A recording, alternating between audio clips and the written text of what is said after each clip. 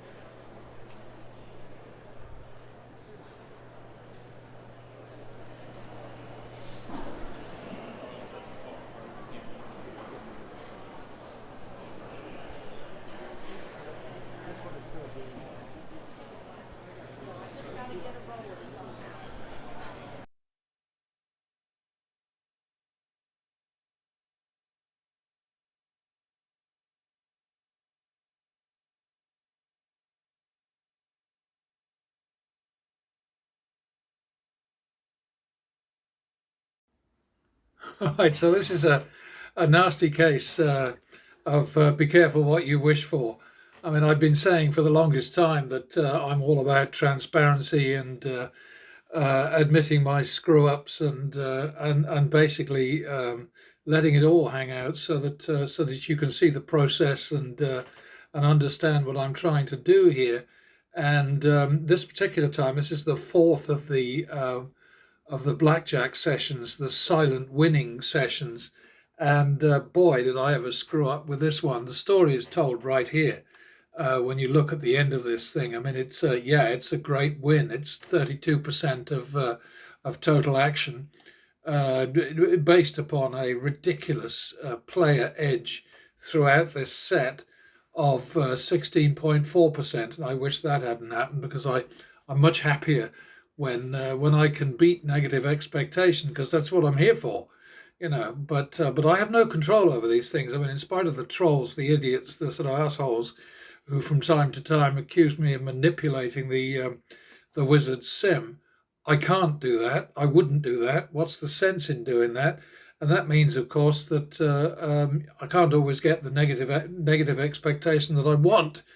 So there you have it. But anyway, this was is a good result. It's a decent win, but it should have been better, and that's down to me. That's my fault.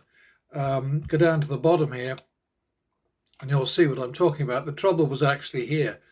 There would have been a win here of 300, which would have taken us down to 1175, and then this bet should have been 2000, which would have shot me into a great spot. But for some reason, which I cannot possibly explain, I didn't bet that.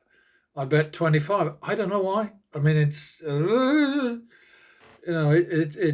just bizarre. And the odd thing really is that the wizard sim itself showed me ahead 8,462 at the end of this session, and I can't get there with the numbers that I've transcribed here. I can only get 6,763. But This is a rem- this is all part of obviously having to just as I keep saying, let it all hang out, so you can see. And I have said in a recent video that I'm not bothering to show you pattern betting every time, but you can see the difference here. Exactly the same outcomes and much less dramatic. The end result is the highest point in the session, and that's how it's supposed to be. It's not supposed to look like it does on the online reality tab. And all I can say is okay. So I screwed up. The win percentage was 16.4%. So that's just crazy. You don't see that very often. I've been giving the guy who calls himself Ace Me a hard time lately for the fact that he's constantly winning more bets than he loses, and now here am I in the same boat. I think it's a different story for him. I think he's definitely cherry picking. I can't do that. It just doesn't work for me. I'm not trying to sell anything. I'm not trying to build a monetizable audience. Not interested in any of that shit. All I want to do is get as many people as I can reach to understand that these games can be beaten, but not easily. You have to have a lot of money and you have to have a strategy that's viable, provable, demonstrable, and also that you believe in and stick to. And that's always the hardest part for everybody. I mean, it's when things go tits up, it's a natural, understandable human temptation to say, well, maybe we shouldn't do that. Maybe we should do something else. And that doesn't work. It just doesn't work. You have to know via masses of research over millions of outcomes that what you're doing is the smart thing, and understand that there will be short-term volatility, which will make you wonder if maybe you're doing the right thing. But anyway, this is the algorithm's handling of exactly the same set of outcomes, and this is where I fucked up, and I feel bad about it. But what can I tell you? The one good thing is that I managed average win 255, average loss 152. That's an average win over average loss of 167%. And that's the kind of level that you need. I mean, 125% is about the sort of, the sweet spot, and anything above that is a bonus. Below that might well give you a profit, but not dramatic. And something I haven't done in actually quite a while is to go to the back of an envelope tab here. And all this is about is to say, okay, let's say we have a house advantage over 10,000 bets of 2.7%. Okay, that means flat betting that we will have, and we're in the past tense because obviously we're looking backwards at this sample. We lost 270 more bets than we won, and that hence the 2.7% house edge. Now this is where there is no difference between the win value, average win value, and the average loss value. So we each is 100, and that means the end result is a loss of 27,000 and a loss of 2.7%. That should all make sense to even the less numerate among you. Let's change that to 105% just for a laugh. And there's a big difference, sort of suddenly the loss is greatly reduced. We go to 110% and we start to see serious progress, right? Now we're ahead 21,650 on the same sample just by achieving 110%, which usually is not good enough. But anyway, let's now go to 125%, which is what I always like. And look at that. It's 84%. It's 94,625, 8.44%, not 84%. I think what I need is a break, but I just don't feel like it. I was sick for a week, and that's all the break I could take. But I guess it wasn't much of a break because I felt like shit throughout it. But anyway, that's all I'm trying to say to you is, you must bet in such a way that you win more when you win than you lose when you lose. And if you can't do that, then you're buggered, really. 120%, what do we get there? 6.41, 125%, we get 8.44, 133%, we get 11, see what I mean? And this is, this is not fake, this is not fudged, it's not any kind of, sort of chicanery or whatever. It's the real deal, and there are a lot of people out there who struggle with the very idea that it's possible to win more when you win than you lose when you lose without a crystal ball to tell you what's going to happen next. And as I have repeated many times, in the earliest days, 30 years ago, 96, when I first went onto the internet with my ideas about progressive betting, restrained, sensible, proper, logical progressive betting, not the stupid martingale, which is what Vegas Matt attacks all the time, but the sensible way of doing things. I said, what you have to do is you must win more when you win than you lose when you lose. And I had several arseholes come back to me and say, oh, yeah, so what you do is you bet more when you know you're going to win and you bet less when you know you're going to lose. It's absolute bollocks. It's so brainless.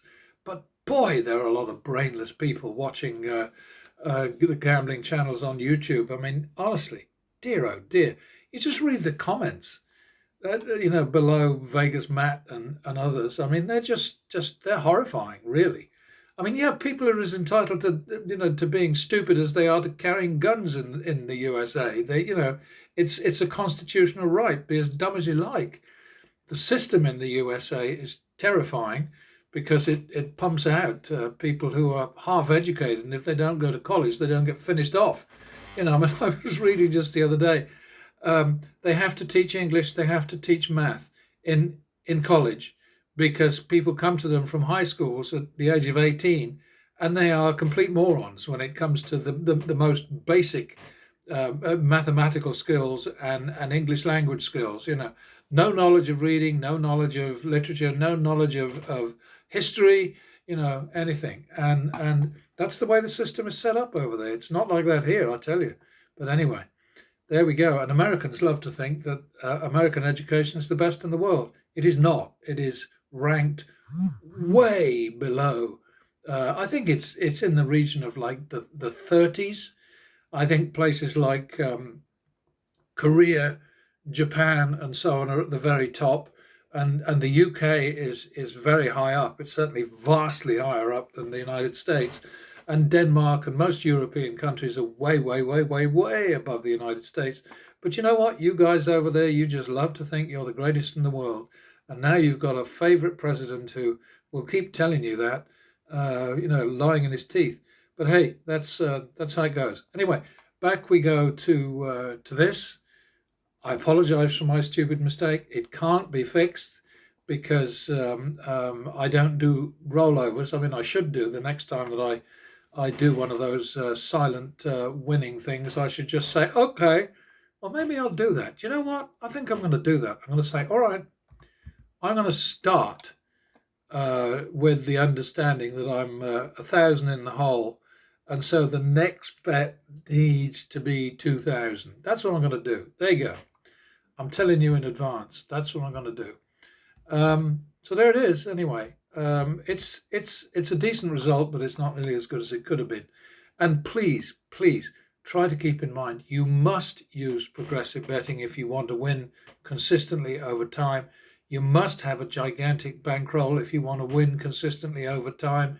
If you can't manage the bankroll and you don't have the brains to handle what must be the simplest betting strategy in the world, other than just throw all the shit you can afford onto the table and lose. That's the betting strategy that people like DJ and Dolt and so on follow, and Vegas Matt and Crazy Cody and various others. But no, I mean, if you can't back a really smart betting strategy, don't waste your money. That's all I'm saying. That's all I've been saying for 30 odd years, longer than that. But I didn't get to the internet until 96. So, there we have it. That'll be in September. It'll be 30 years since I first went online and said, hey, people, this is what I've discovered. What do you think? And boy, did I get a lot of abuse. I used to get threats too. That hasn't happened in years. That's about probably 15 years the last time I had a nasty threat against me. And you have to assume it came from people in the casino business. But what do I know? I'm an innocent. So there you have it. I might just as well stop now, I think. And I'll catch you next time. Bye-bye.